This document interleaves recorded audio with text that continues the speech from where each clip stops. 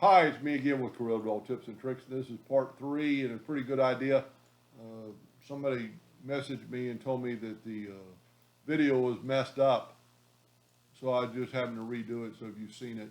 But what I'm going to do, in the first video we used the contour tool, and in this video we're not.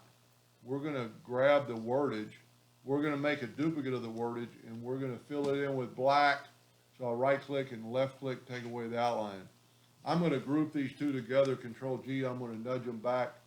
And I'm either going to go back minus front or front minus back, and it's depending on which way where it's laying.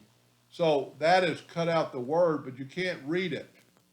You can probably make it out if you know what you're doing.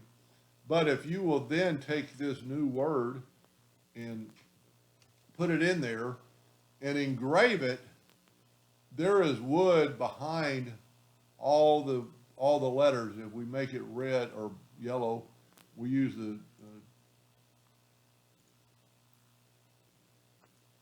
make it a little bit lighter using the transparency tool. You can see that there is the yellow letter is inside the red lines. So it's going to engrave inside this bigger piece and along the littler pieces.